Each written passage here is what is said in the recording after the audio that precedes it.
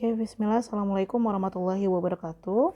Kali ini kita akan bahas latihan persiapan PTS untuk materi kelas 11. Jadi materi untuk PTS itu ada 3 bab. Yang pertama bab struktur sel, kedua jaringan tumbuhan, dan ketiga jaringan hewan. Kita mulai dari nomor 1. Struktur membran plasma ada yang bersifat hidrofobik dan hidrofilik. Komponen yang berperan sebagai hidrofobik dan hidrofilik pada membran plasma adalah, ingat kata kuncinya, hidro air. Fobik itu berarti tidak suka air ya, yang tidak larut dalam air. Nah, yang tidak larut dalam air siapa? Lipid ya. Terus hidrofilik yang bisa larut dalam air itu fosfat. Jadi untuk nomor 1 sudah jelas sekali, jawabannya adalah yang A. Nomor 2, perhatikan gambar sel hewan di bawah ini. Nah, di sini ada organel yang diberi label huruf X. X ini mengarah pada mitokondria. Mitokondria ini merupakan organel yang menghasilkan energi ya. Ini berfungsi untuk respirasi sel yang menghasilkan energi atau ATP. Kita beralih ke nomor 3. Perhatikan gambar fosfolipid bilayer. Fosfolipid bilayer ini sebenarnya adalah membran plasma ya. Kenapa namanya fosfolipid bilayer? Karena di sini ada fosfat dan lipid. B itu 2, jadi ada 2 lapis. 2 lapis fosfat dan lipid atau lemak. Kita lihat dari nomor 1 itu bagian yang bulat. Nah, itu adalah fosfat. 2 ini adalah lipid.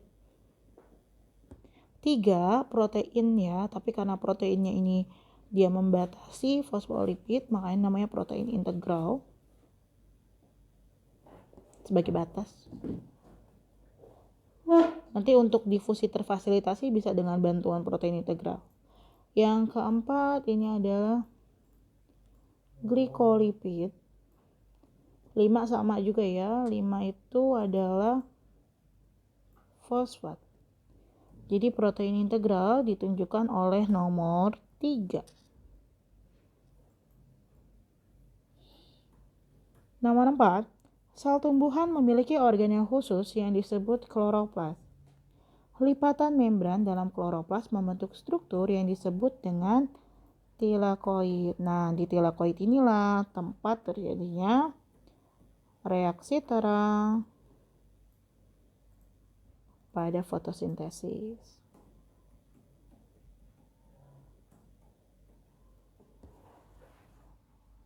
Kita bergerak ke nomor 5.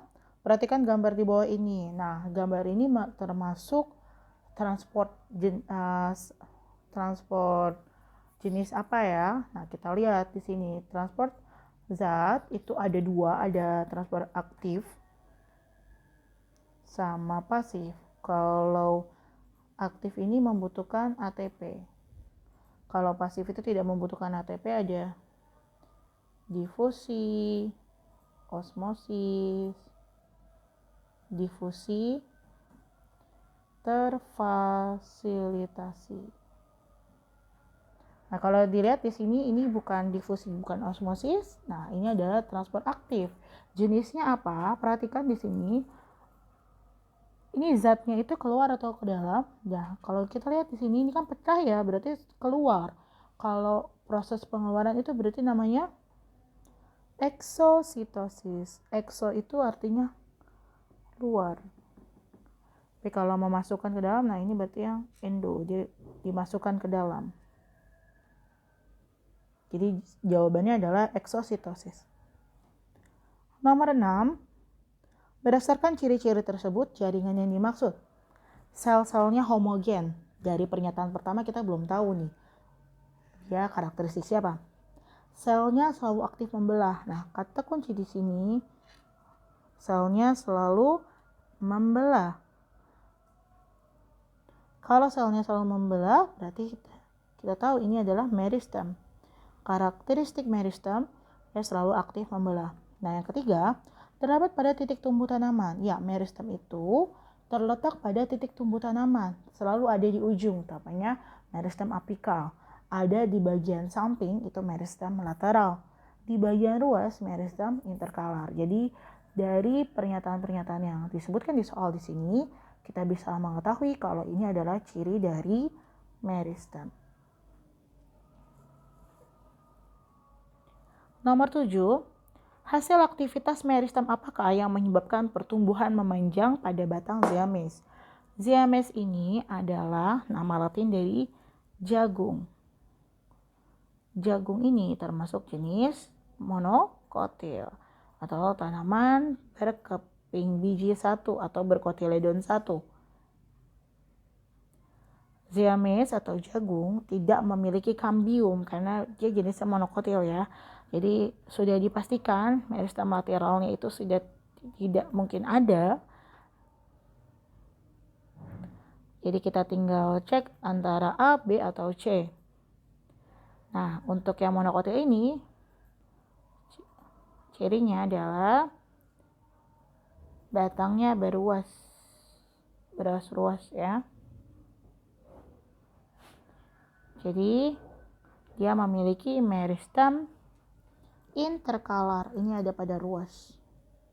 Kalau apikal pada ujung untuk pertumbuhan ke atas. Jadi nomor 7 jawabannya adalah yang B. 8. Berikut ini yang merupakan ciri-ciri jaringan epidermis. Kata kunci dari epidermis, kita harus tahu epi itu tepi ya, di pinggir. Dermis itu kulit, jadi pelapis yang pinggir, kulit yang paling pinggir. Bentuk selnya segi 6. Bukan, ya. Jadi ini bukan karakteristik dari epidermis. Sel-selnya tersusun rapat dan tidak memiliki rongga antar sel. Nah, kata kuncinya adalah rapat. Karena epidermis itu letaknya di pinggir, dia tidak boleh tersusun longgar karena fungsinya untuk melindungi, ya. Jadi tidak terdapat rongga. Dinding bagian luar mengalami penebalan. Nah, karena epidermis letaknya paling luar, jadi fungsinya untuk proteksi. Makanya ada kata kuncinya adalah penebalan. Tidak memiliki klorofil, benar. Karena di epidermis tidak terjadi fase fotosintesis ya. Yang 5, selnya masih bersifat meristem. Ini salah karena epidermis termasuk jaringan permanen. Jadi jawabannya 2, 3, dan 4. 2, 3, 4 itu yang D.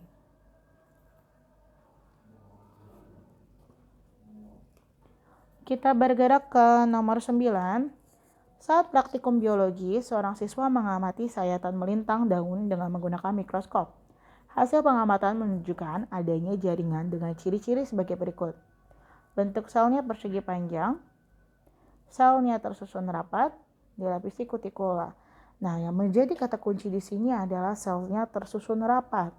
Tadi sudah disampaikan di nomor sebelumnya, karakteristik yang sel-selnya tersusun rapat berarti dia untuk proteksi. Yang mana?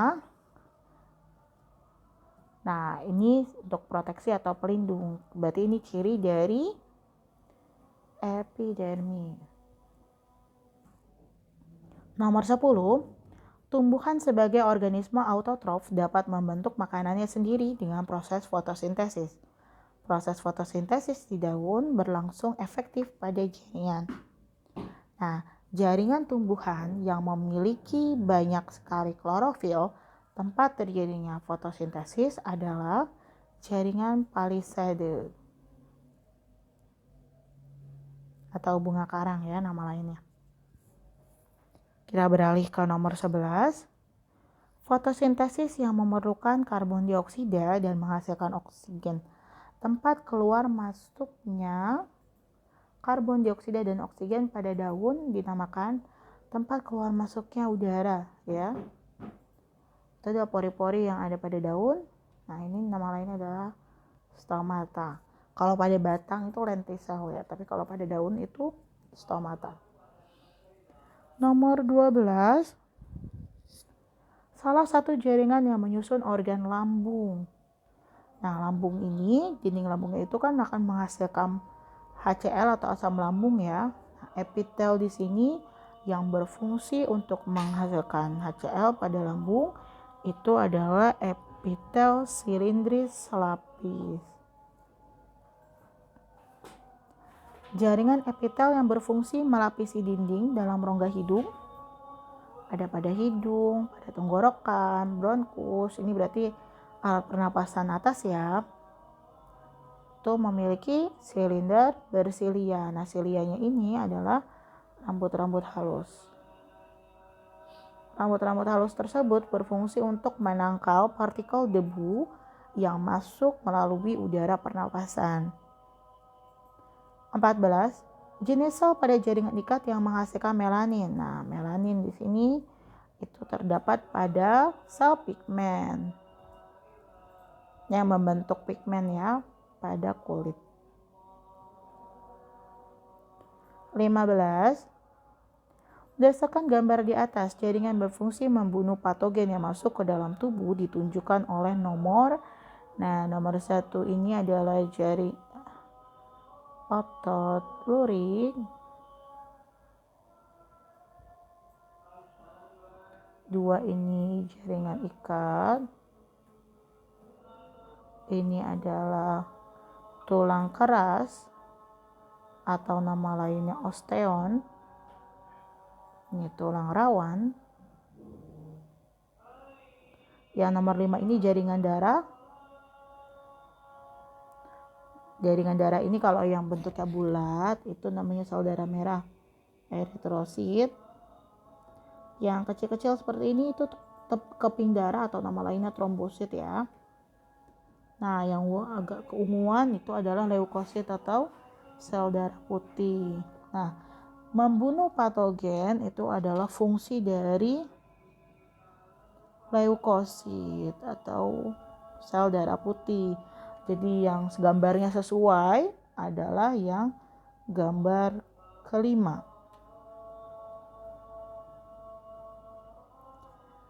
16. Perhatikan gambar jaringan berikut ini. Fungsi jaringan yang ditunjukkan pada gambar di atas. Nah, ini adalah gambar jaringan ikat. Jaringan ikat atau nama istilah Inggrisnya itu adalah connective tissue. Nah, berarti berfungsi untuk sesuai dengan namanya saja, jaringan ikat. Nah, berarti membantu melekatkan organ pada otot dinding tubuh. Ini fungsinya ya, dia mengisi ruang antar organ, melekatkan organ. Terakhir, karakteristik yang dimiliki otot polos berbentuk silinder panjang. Apakah ini ciri otot polos? Bukan ya, kalau silinder panjang itu adalah otot lurik. Berbentuk gelondong ini otot polos. Inti satu terletak di tengah. Ini adalah ciri dari otot polos. Inti banyak di tepi. Ini otot lurik.